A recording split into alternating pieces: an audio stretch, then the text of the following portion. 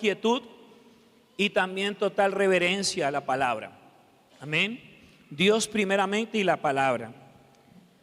La protección contra la duda, Hebreos 7, 23 y al 28.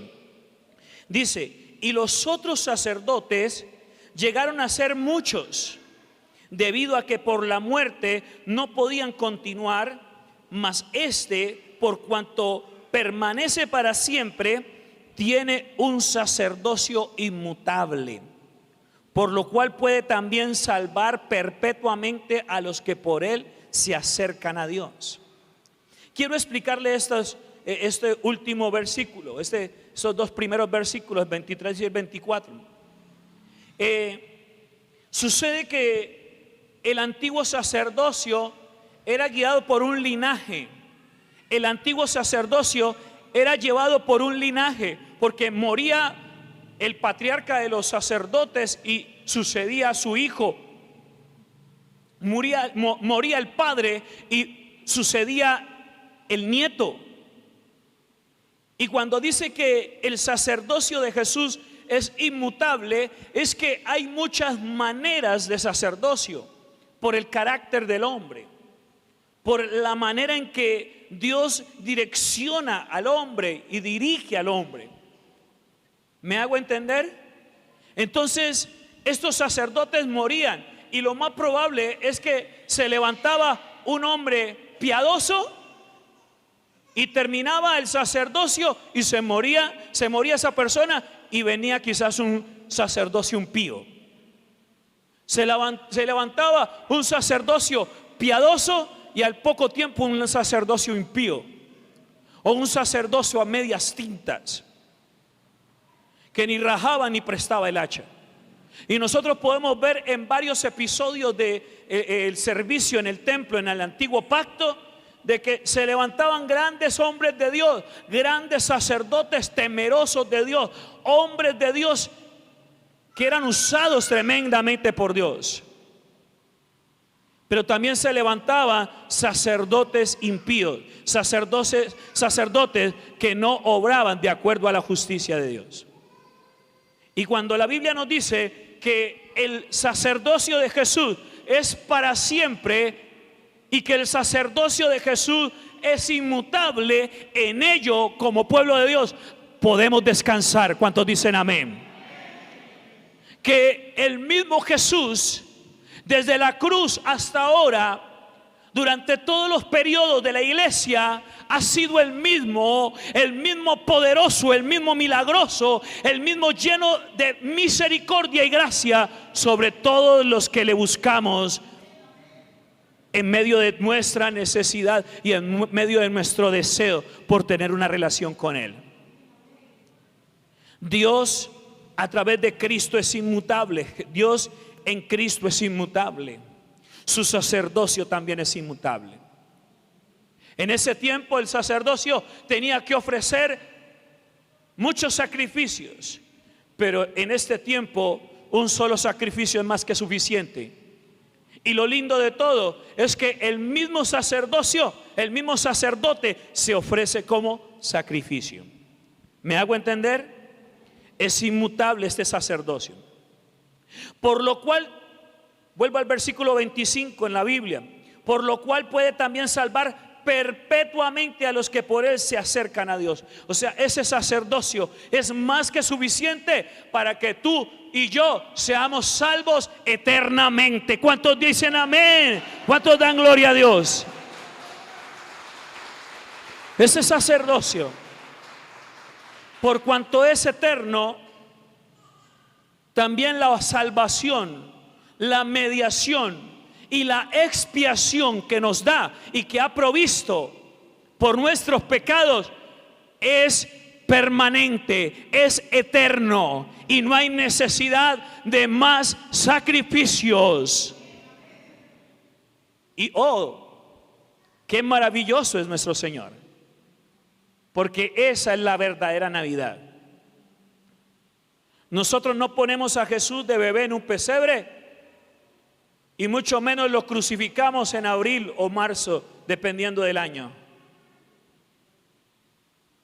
Porque Jesús nació una vez y para siempre en un pesebre y murió una vez y para siempre en una cruz y resucitó para los siglos de los siglos y por los siglos de los siglos. Él es eterno, Él vive, la tumba está vacía. ¡Oh, qué sacerdocio! Un sacerdocio glorioso que nos protege de toda duda y de toda incredulidad. Dile al que esté a tu lado, no dudes. Gloria a Dios por los mangos. No dudes. No temas. Este sacerdocio es para siempre. Y estamos adorando a uno que nos dejó un testamento, un antiguo y un nuevo testamento. Y lo más hermoso es que el testamento lo estamos disfrutando, pero el testador no ha muerto. El testador vive por los siglos de los siglos. Disfruta tu herencia en Cristo. Disfruta de los beneficios de la salvación en Cristo. Sigo leyendo, voy al 26, versículo 26 de Hebreos 7. Porque tal sumo sacerdote nos convenía. ¿Cuántos creen que nos convenía un sacerdocio así? Tal sumo sacerdote nos convenía. Santo, anote allí, santo, inocente, sin mancha, apartado de los pecadores y hecho más sublime que los cielos. Ese es el sacerdocio que nosotros tenemos hoy. Oiga, ese es el sacerdote que tenemos hoy, el que está intercediendo por nosotros delante del Padre, el que está preparando morada para nosotros, según Juan capítulo 14. Ese es nuestro sacerdote. Ese es nuestro testador. Aleluya. Versículo 27. Que no tiene necesidad cada día, como aquellos sumos sacerdotes, de ofrecer primero un sacrificio por sus propios pecados. Óigalo bien, esos sacerdotes tenían que ofrecer un sacrificio por sus propios pecados primeramente. Pues el sacerdocio que tenemos ahora, el sacerdocio sempieterno, el que no tiene principio ni fin, el inmutable, ese sacerdote no necesita de presentar sacrificios por sus pecados, porque Él es sin mancha y sin arruga. Es el Cordero perfecto que cubre nuestros pecados. ¿Cuántos dan gloria a Dios? Dile al que esté a tu lado, tú no necesitas de ningún santo para cubrir tus pecados. Tú no necesitas de ninguna estatua o estatuilla, terafín o cualquier terafín. No necesitas de eso. Solamente necesitas del único mediador entre Dios y el hombre. Es Jesucristo, nuestro intercesor, que intercedió hasta la muerte. Él no necesita presentar sacrificio por sus pecados, como lo hacían esos sacerdotes. Sigo leyendo. Que no tiene necesidad de cada día, como aquellos sumos sacerdotes, de ofrecer primero sacrificios por sus propios pecados y luego por los del pueblo, porque esto lo hizo una vez y para siempre, ofreciéndose a sí mismo. Versículo 28. Porque la ley constituye sumos sacerdotes a débiles hombres. Óigalo bien, la ley constituye sumos sacerdotes a débiles hombres, pero la palabra del juramento posterior a la ley, al Hijo hecho perfecto para siempre. Y Jesús dijo: yo no he venido para que sea la ley abrogada, sino para que se cumpla. Y todo lo que hoy es sombra de lo que había de venir y lo que ya vino, se cumple en Jesucristo, nuestro gran sumo sacerdote. Y Él mismo nos ha constituido reyes y sacerdotes. ¿Para la gloria de quién? De Dios Padre. Aleluya. Dígale al que está de su lado, no dude. Si vamos a referirnos a terminologías humanas, La gente necesita un padrino político, la gente necesita un padrino económico para poder realizar sus sueños, entre comillas sueños, y entre comillas padrinos políticos, entre comillas padrinos ricos. Si lo vamos a hablar en esa terminología, tú y yo tenemos un padrino máximo. Un padre que nos apadrina, un padre que nos está auspiciando, que nos patrocina, que nos bendice, que nos provee, que nos guarda, que nos sustenta, que donde quiera que vayamos está presente en nuestro camino. Tenemos un gran sumo sacerdote, que no solamente es Dios, sino que también se conduele con nosotros, que tiene paciencia, que nos ama. Entonces, ¿cómo podemos protegernos frente a semejantes situaciones como la duda? Nosotros podemos experimentar duda por los siguientes aspectos. Oiga, usted y yo podemos tener duda si somos salvos, podemos tener duda, ¿será que Dios sí me ama? Pueden presentarse todo tipo de dudas, pero en esta vez yo quiero que hablemos referente a la salvación. ¿Por qué vienen las dudas? ¿Y cómo yo puedo romper esos esquemas de dudas que vienen sobre mi vida? ¿Cómo yo puedo tener esa protección y contrarrestar esa duda? La primera razón de la duda de la salvación es el pecado. Oiga, la primera ocasión de duda, lo que puede provocar nuestra duda de salvación, de que, ¿será que yo sí soy salvo, pero yo estoy en esto y en esta situación? Lo primero que puede provocar que tú y yo estemos en duda de nuestra salvación es el pecado. La Biblia dice en Primera de Juan capítulo 1 versículo 9, el pecado, mire, el pecado nos hace sentir alejados de Dios, pero su palabra dice que si confesamos nuestros pecados, Él nos perdonará y limpiará de toda culpa. ¿Con qué podemos contrarrestar la duda de la salvación por causa del pecado? ¿Con qué podríamos contrarrestar la duda por causa del pecado? Diga conmigo: apartándome del pecado, confesando y no practicarlo más. Porque si lo practico más, ya no va a ser una duda, sino una realidad. Óigalo bien, volvámoslo a decir. Yo renuncio al pecado para ser libre de toda duda de que soy salvo. ¿Y cómo contrarrestamos eso? Cuando me arrepiento verdaderamente, me aparto y no vuelvo a practicar más ese pecado. Entonces, porque la duda viene, oiga, la duda viene cuando estamos vivos. Después de que estemos muertos no vamos a tener ninguna duda. Óigalo bien, sino que cada uno vamos a recibir el fruto de nuestra realidad en la tierra. Y vamos a vivir una realidad espiritual, una realidad eterna, el cielo o el infierno. ¿Aló? ¿Por qué hay tanto silencio ahora? Vamos a vivir cada uno una realidad espiritual. Si aún no hemos combatido la duda, porque estamos haciendo algo que quizás aún me incomoda, algo que yo sé que no está bien. Oiga, usted sabe que hay algo en su vida que no está bien y eso quizás le está provocando una duda. Para que no se vuelva una realidad, aún estás a tiempo de apartarte, de confesar y tener una vida en santidad que honre a Dios. ¿Cuántos dan gloria a Dios?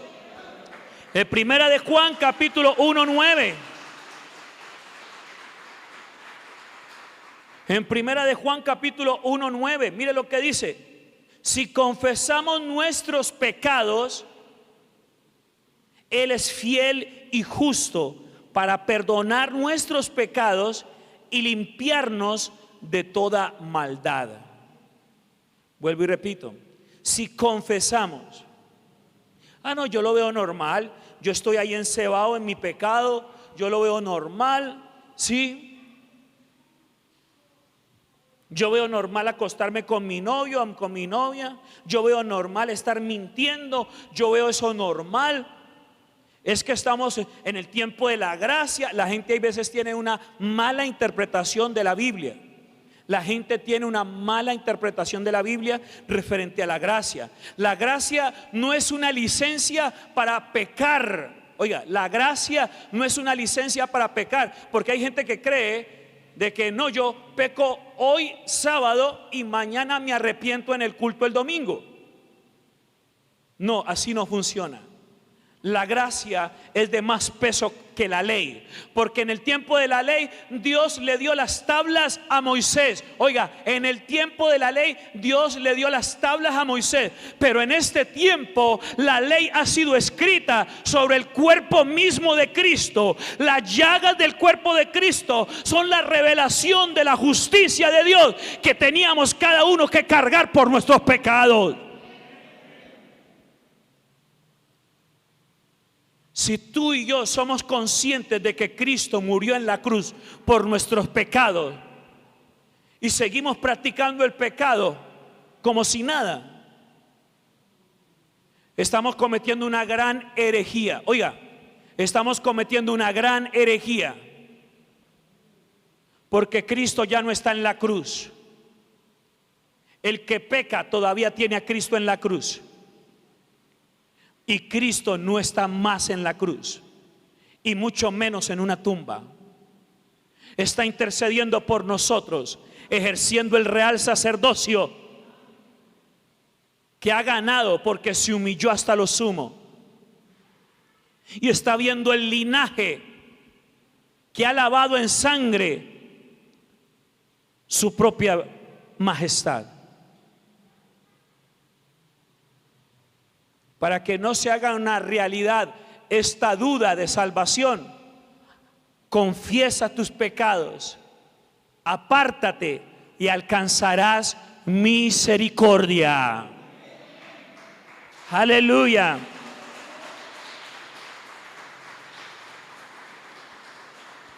No permitas que una necesidad humana se anteponga ante tu salvación. Tú y yo no sabemos si mañana vamos a morir. Tú y yo no sabemos si hoy mismo morimos. Recuerda el mensaje de las tres cruces. ¿Cuántos se acuerdan del mensaje de las tres cruces? A ver, uno estaba muriendo en pecado, otro estaba muriendo al pecado, y otro estaba muriendo por los pecados. Uno no se arrepintió, murió en pecado.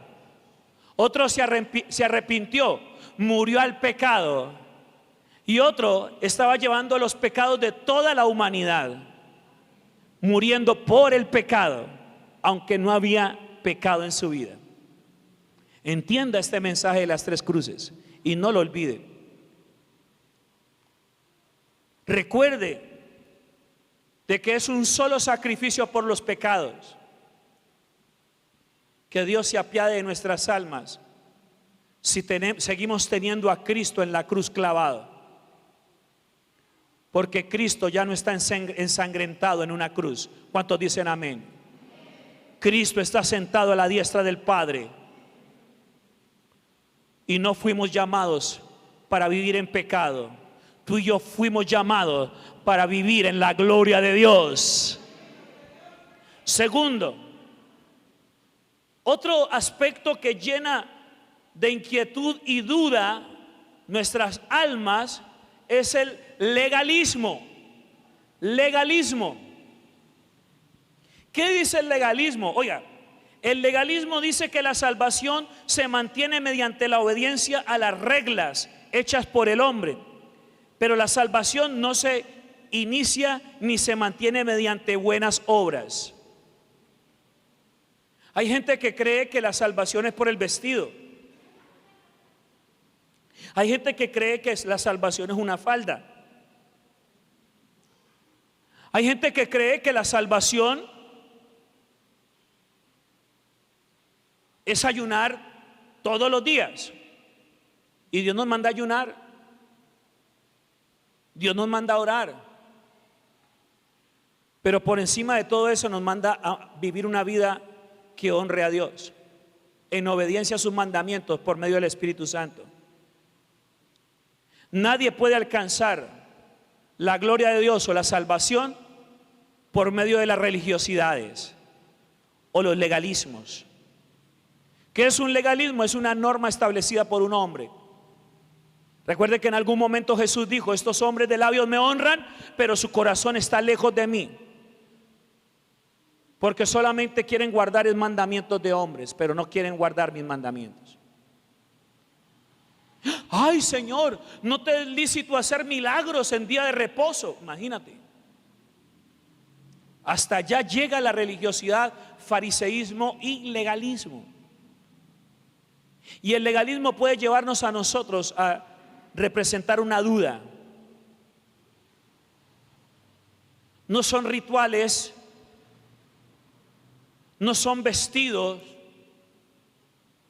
no es una manera de celebrar la iglesia, en los cultos, la alabanza. Hay iglesias que en algún momento, cuando empezó a ver la batería y la guitarra y todos estos aspectos, hubo pastores que se enfrentaron, se levantaron contra eso y decían que la guitarra, por tener esos cachos, era del diablo. Y se levantaron una cantidad de legalismos. Y ahora, oh, qué maravilloso cómo se mueve la mano de Dios en medio de la adoración y la alabanza con esos instrumentos. Así como también cuando se mueve con una pista, se mueve con una pandereta, así como se mueve cuando levantamos nuestras manos y simplemente alabamos con la voz. Gloria a Dios. Lo importante es el vaso, lo importante es el pedazo de tierra que ha dicho: yo soy de Dios, no del pecado. Pero el legalismo ha llevado a que muchas personas tomen determinaciones religiosas referente a la salvación, y eso genera duda. No hay seguridad de salvación en medio de la religiosidad. La religión no te asegura la salvación. Yo recuerdo también cuando empezó a ver el famosísimo cajón del diablo, y hubo un pastor que se opuso al cajón del diablo, es decir, el televisor, que eso lo único que era hacer perder el tiempo a la gente, hasta que Dios le abrió las puertas a ese hombre que estaba en contra del cajón del diablo, y fue de los primeros que empezó a predicar por el medio del cajón del diablo. La religiosidad no lleva a ninguna parte. La religiosidad estanca, la religiosidad ralentiza, la religiosidad engaña, miente, porque un religioso, un legalista, se puede poner la máscara de evangélico y puede engañar a muchos, amada iglesia. Pero el verdadero adorador nunca va a mentir.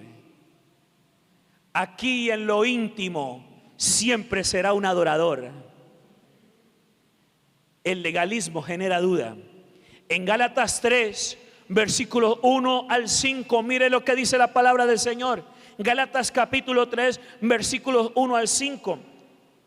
El apóstol Pablo exhorta a la iglesia de Galacia de la siguiente manera: oh Gálatas insensatos, ¿quién os fascinó para no obedecer a la verdad? A vosotros, ante cuyos ojos Jesucristo fue ya presentado claramente entre vosotros como crucificado.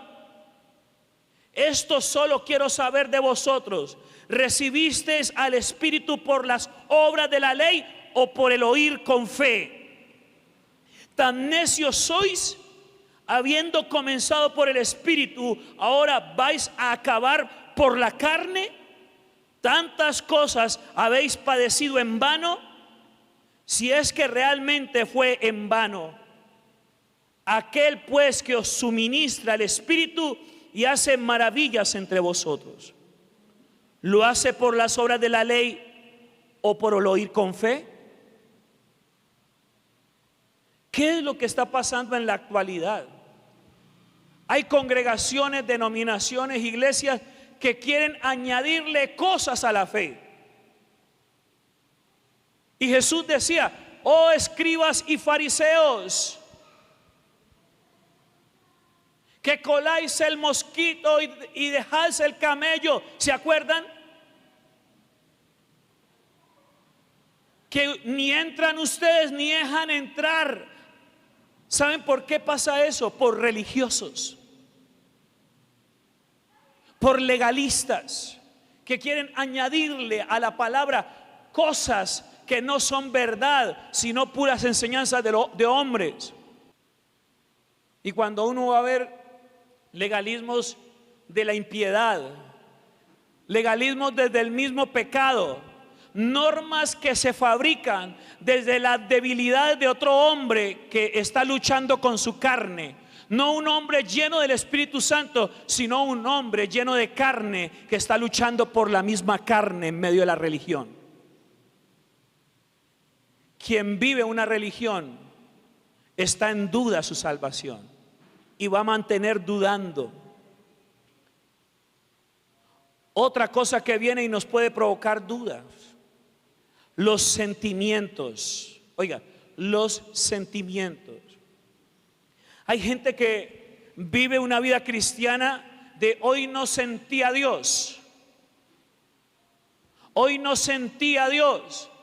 Hay gente que no vive la presencia de Dios, sino que la siente. Y la gran mayoría de cristianos que viven por sentimientos viven engañados, y cualquiera los puede engañar. Pueden ser arrastrados por cualquier falso profeta, falso maestro, el que vive por sentimientos y emociones. Los sentimientos pueden hacernos cuestionar si somos salvos, si estamos viviendo la presencia de Dios, si estamos en un lugar correcto, si estamos en una sana doctrina. Los sentimientos nos puede pero los sentimientos no son un indicativo de la verdad, porque los sentimientos y las emociones del hombre son inestables. Los sentimientos de los hombres son fluctuantes, bajan y suben. Por eso la verdad de Dios, la presencia de Dios, la gloria de Dios, la salvación de Dios no puede ser basada en lo sentimental del hombre. Aló. Tus sentimientos no pueden determinar tu vida espiritual.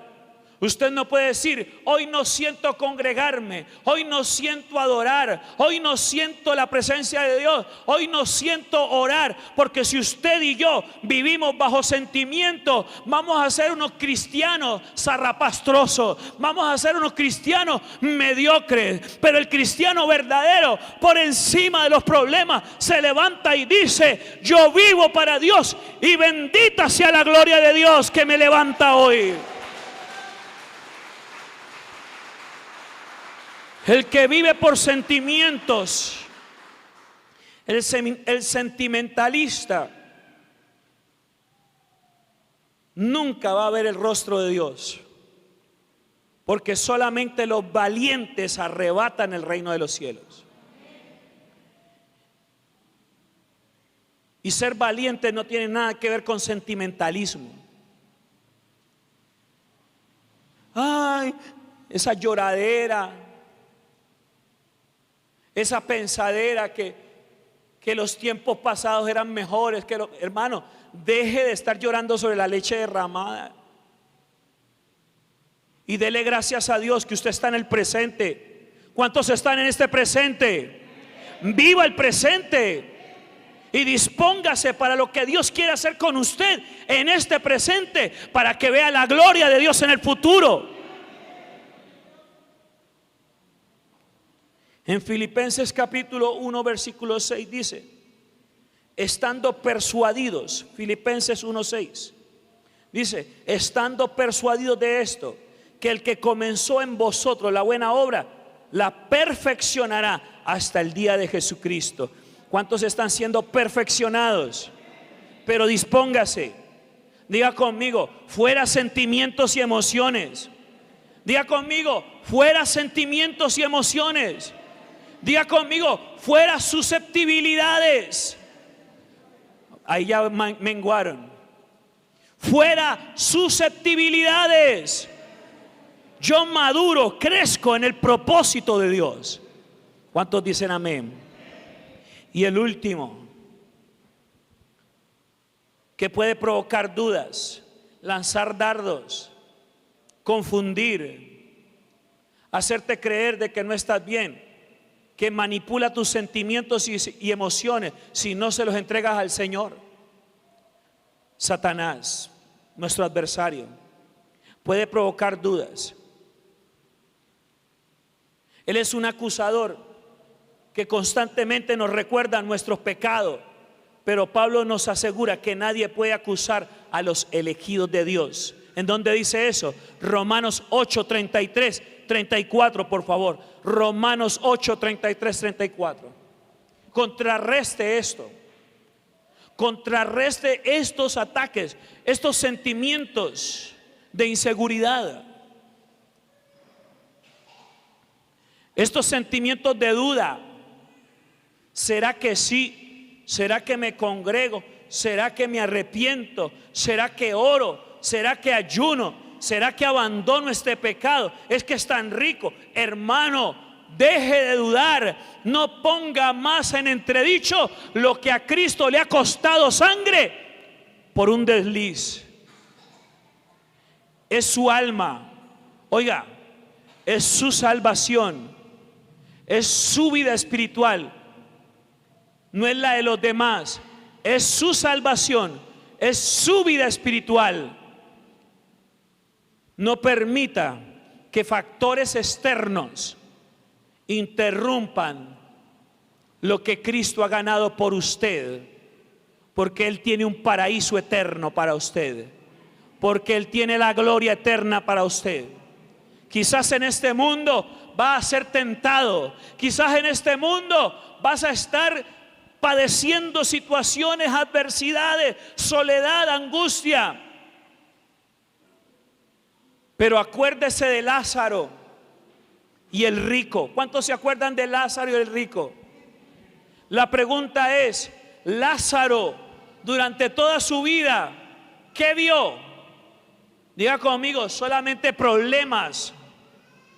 Lázaro durante toda su vida, ¿qué vio?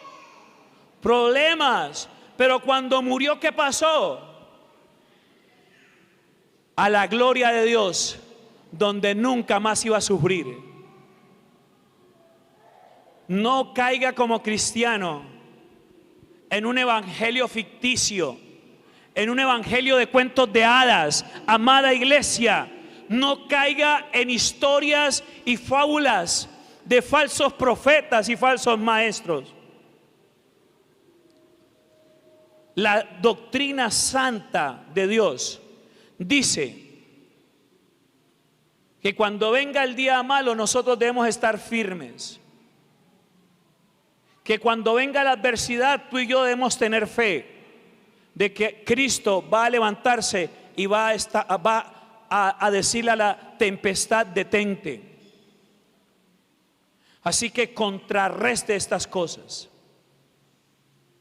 La Biblia dice en Romanos 8, 33, 34, mire lo que dice: ¿quién acusará a los escogidos de Dios? Dios es el que justifica. El único que puede condenarnos está en el deseo de justificarnos. Oiga, el único que puede condenarnos tiene un solo deseo: nuestra salvación.